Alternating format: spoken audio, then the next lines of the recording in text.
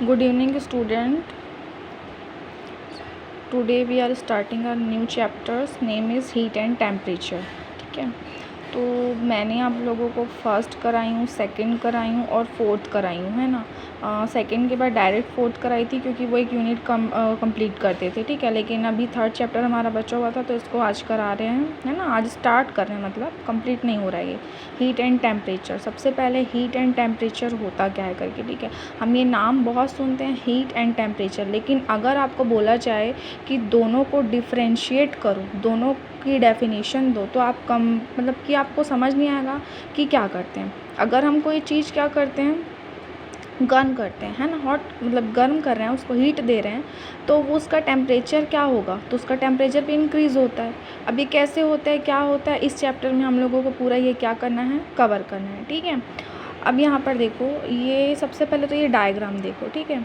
यहाँ पर आप देखो, जब ये कोई क्या है आपके पास में कोल है, कोल को क्या किया, बर्न किए, जला, ठीक है।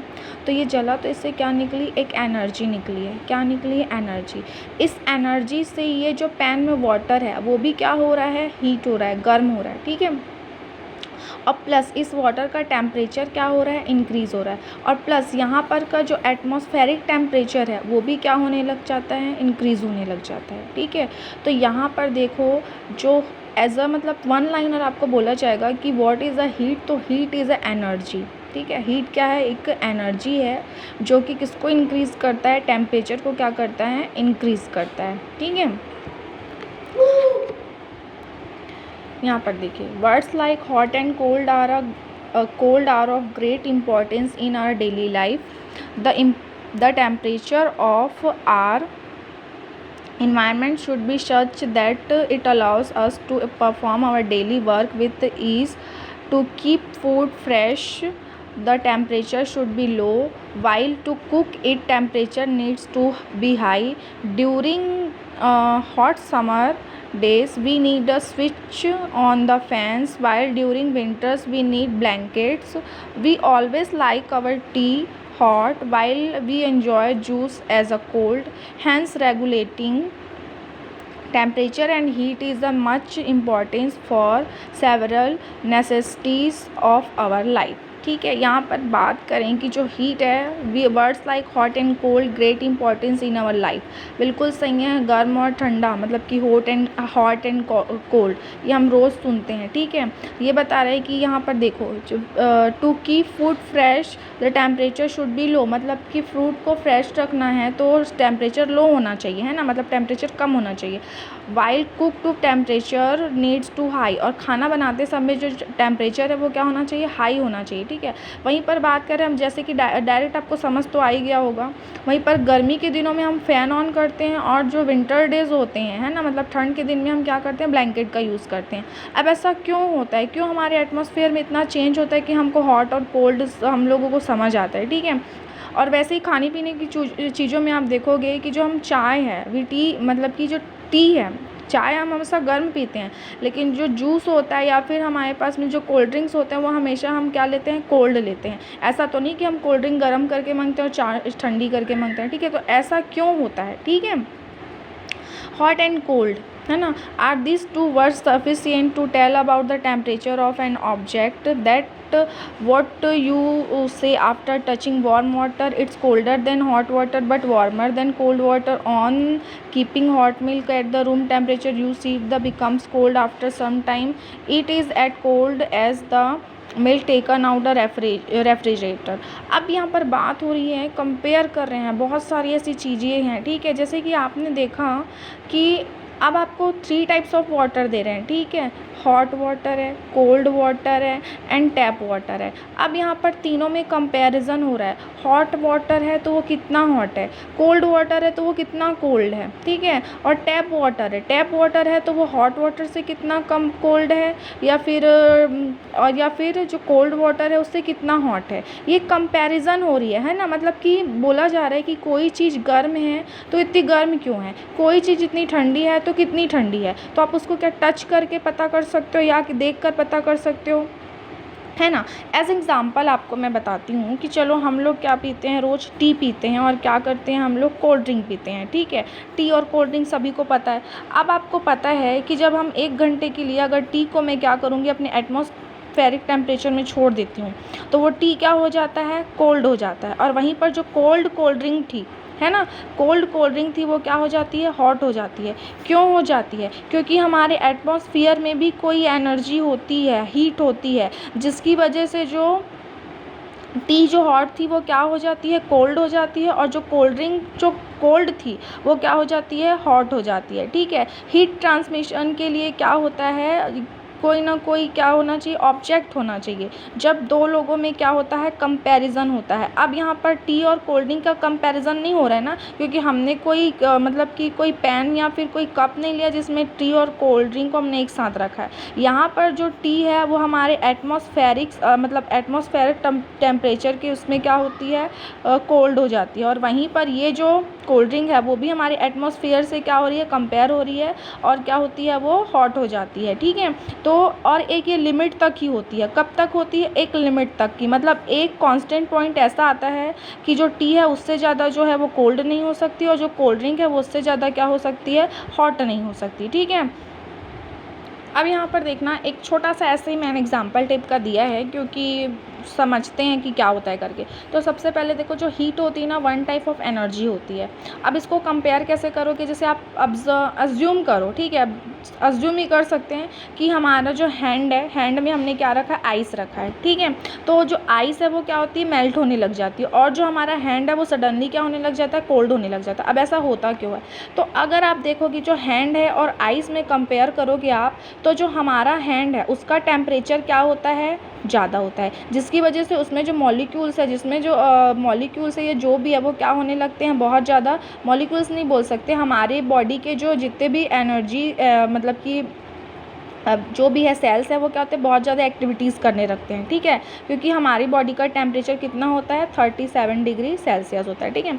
और वहीं पर जो आइस है वो बहुत ज़्यादा क्या है, कोल्ड है, जिसकी वजह से ये क्या कर रहे हैं, इधर काइनेटिक एनर्जी में पार्ट नहीं लेते हैं। तो जैसे ही हम अपने हाथ पे आइस को लेते हैं, तो इसमें जो ये काइनेटिक एनर्जी थी, हमारी बॉडी में जो मॉलिक्यूल्स था वो क्या हुआ, इससे क्या हो गया, कनेक्ट हो गया, जिसकी वजह से ये इसने अपनी काइनेटिक एनर्जी किसको दे दी, आइस को दे दी। और जो आइस का भी जो मॉलिक्यूल है या फिर जो मतलब कि एलिमेंट है, वो क्या होने लग जाता है, हीट मिलता है उसको, तो वो भी क्या होता है, ठंडा होने लगता है, और क्या होता है, मेल्ट होने लगता है। तो वो अपनी एनर्जी हमको देता है और हम जो एनर्जी है उसको देते हैं, जिसकी वजह से जो हमारा हैंड है वो हमको ठंडा होने लगता है, और जो आइस है वो क्या होने लगती है, मेल्ट होने लगती है, ठीक है। अब जो एनर्जी ट्रांसमिशन होती है ना, उसमें कंपेयर करना पड़ता है, ठीक है।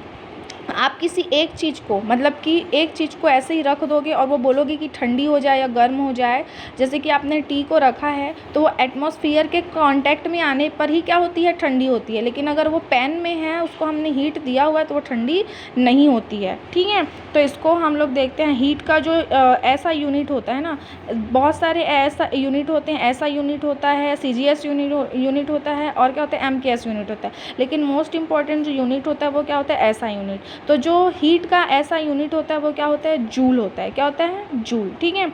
और जो CGS यूनिट होता है वो क्या होता है, किलो कैलोरी होता है, ठीक है। अब वापस बुक पे आ गए, तो बुक में भी देखो वही बता रहे कि कंपैरिजन बता रहा है, cold, warm, hot and shown this table. तो जो 3 तरह की चीज़ें होती है, एक बहुत हॉट होती है, एक ल्यूकेम वार्म होती है जिसको हम टच कर सकते हैं, और एक क्या होती है, ठंडी होती है, ठीक है। राइजिंग लेवल ऑफ कोल्डनेस में क्या होता है, ठंडी होने लगती है, और जो हॉटनेस होती है उसमें क्या होने लगती है, चीज़ें गर्म होने लगती है, ठीक है। ये एक स्केल टाइप का बना हुआ है। यहाँ पर देखिए क्या है, दिस डिग्री ऑफ हॉटनेस और coldness is called a temperature and it's value keep changing constantly. मतलब कि जो डिग्री ऑफ हॉटनेस और कोल्डनेस है वो इज़ कॉल्ड अ टेम्परेचर, उसको हम क्या कहते हैं, टेम्परेचर होती है, और उसकी वैल्यू कंटिन्यूसली चेंज होती रहती है, ठीक है। When we compare temperature 2 objects, मतलब हम किसी 2 ऑब्जेक्ट्स में कंपेयर करते हैं, तो हैविंग अ हायर टेम्परेचर, मतलब जिसकी टेम्परेचर हाई होती है वो क्या होता है, हॉट होता है, और जिसके टेम्परेचर कोल्ड मतलब कम होता है उसको क्या कहते हैं, कोल्ड कहते हैं, ठीक है। अब यहाँ पर बात आती है ये वाला, मेक योर ओन थर्मोमीटर। अब थर्मोमीटर क्या होता है, फर्स्ट ऐसा क्या था, एक स्केल था जिसके थ्रू क्या करते थे, किसी चीज़ की हॉटनेस को क्या करते थे, मेज़र करते, ठीक है। ये किसने बनाया था, तो गैलीलियो ने बनाया था, ठीक है, जिसको फादर ऑफ मॉडर्न फिजिक्स बोलते हैं। यहाँ पर आप बॉटल देख रहे हो, बॉटल में क्या किया इन्होंने, इंक भरा है, ये प्लास्टिक की बॉटल है, ठीक है, और इंक में इसमें कॉर्क लगा के पूरी तरफ से पैक कर दिया और इसमें एक स्ट्रॉ डाल दें। स्ट्रॉ मतलब समझते हो ना आप, तो उसमें क्या किया, जैसे ही हम हाथ को टेम्परेचर देते हैं और स्ट्रॉ को ऐसे प्रेस करते हैं ना, ऐसे ऐसे प्रेस करते हैं, तो इसमें जो इंक है वो कहाँ जाने लगती है, ऊपर जाने लगती है। क्यों जाने लगती है, क्योंकि हमने जो अपने हैंड की हॉटनेस है वो किसको दी है, इसको दी है, जिसकी वजह से वो जो इंक है वो ऊपर जाता है। वैसे ही अगर हम सिर्फ उसको टच करके रखेंगे तो जो इंक है उस पर कोई इफेक्ट नहीं होता है। इसका मतलब क्या होता है कि जब हम क्या करते हैं, किसी भी ऑब्जेक्ट को हॉट मतलब कि हीट देते हैं, हॉटनेस देते हैं, तो वो क्या होता है, उसका जो टेम्परेचर लेवल है वो क्या हो जाता है, हमेशा इंक्रीज़ होता है, ठीक है। ये तो हुआ थर्मोमीटर, ये बस ना मेज़रमेंट बताता था कि जब किसी चीज़ का हीट मतलब कि टेम्परेचर बढ़ जाता है तो उसका लेवल अप हो जाता है करके, लेकिन एक्यूरेट वैल्यू हमको नहीं पता थी। एक्यूरेट वैल्यू पता करने के लिए भी बहुत सारे स्केल हैं, ठीक है। ये है most important scales of temperature, ठीक है। तो देखो there are 3 popular scales of measuring temperature are Fahrenheit, Celsius and Kelvin, ठीक है। अब यहाँ से तुम लोग सिर्फ ध्यान देना, kelvin, Celsius and Fahrenheit. Kelvin को K से रिप्रेजेंट करते हैं, सेल्सियस को C से रिप्रेजेंट करते हैं एंड फ़ारेनहाइट को F से रिप्रेजेंट करते हैं, ठीक है। अब यहाँ पर आप देखोगे केल्विन में जो मिनिमम इसका जो वो होता है टेम्परेचर, वो 273 केल्विन होता है, और जो मैक्सिमम टेम्परेचर होता है वो क्या होता है, 373 केल्विन होता है, ठीक है। और वहीं पर जो सेल्सियस है, तो सेल्सियस का मिनिमम टेम्परेचर होता है 0 डिग्री सेल्सियस, और जो मैक्सिमम होता है वो क्या होता है, 100 डिग्री सेल्सियस। वैसे ही फ़ारेनहाइट में जो मिनिमम टेम्परेचर होता है वो 32 डिग्री फ़ारेनहाइट होता है, और जो मैक्सिमम होता है वो क्या होता है, 212 फ़ारेनहाइट होता है। अब आपको पता है ये ऐसे क्यों लिखा हुआ है, क्योंकि ये जो 273 है, 0 है एंड 32 डिग्री फ़ारेनहाइट है, ये क्या है, फ्रीजिंग पॉइंट ऑफ वाटर है। क्या है आपका, फ्रीजिंग पॉइंट ऑफ वाटर। मतलब इस टेम्परेचर में, कौन कौन से टेम्परेचर में, 273 kelvin, 0 degree Celsius and 32 degree Fahrenheit में जो वाटर है, कौन है, जो आपका W फॉर वाटर है, H2O है, वो क्या होने लगता है, आइस में कन्वर्ट होने लगता है, ठीक है। और सेम ऐसे ही 373 kelvin, 100 degree Celsius and 212 Fahrenheit, ये क्या होता है, बॉइलिंग पॉइंट ऑफ वाटर। मतलब इस टेम्परेचर पे क्या होता है, जो वाटर है वो क्या होने लगता है, बॉयल होने लगता है। क्या होने लगता है, बॉयल होने लगता है। और इन तीनों को ही किससे कंपेयर करते हैं, वाटर के फ्रीजिंग पॉइंट और बॉइलिंग पॉइंट से क्या करते हैं, हम कंपेयर करते हैं, ठीक है। यहाँ पर आप देखोगे फिर से कि जो केल्विन है उसके फ्रीजिंग पॉइंट और बॉइलिंग पॉइंट, मतलब वाटर का फ्रीजिंग पॉइंट और बॉइलिंग पॉइंट के बीच का डिफरेंस कितना होता है, 100 डिग्री सेल्सियस, 100 डिग्री केल्विन का होता है, ठीक है। और यहाँ पर आप देखोगे कि सेल्सियस में भी जो वाटर का फ्रीजिंग पॉइंट और बॉइलिंग पॉइंट है उसमें भी कितना का डिफरेंस होता है, 100 डिग्री सेल्सियस का। और यहाँ पर ये दोनों से डिफरेंट है क्योंकि फ़ारेनहाइट में कि वाटर का फ्रीजिंग पॉइंट और उसका जो बॉइलिंग पॉइंट होता है उसमें कितने डिग्री सेल्सियस का डिफरेंस होता है, 180 डिग्री सेल्सियस का क्या होता है, डिफरेंट होता है। अब यहाँ पर एक और नंबर है 310 kelvin, 37 degree Celsius and 98 degree Fahrenheit करके, ठीक है।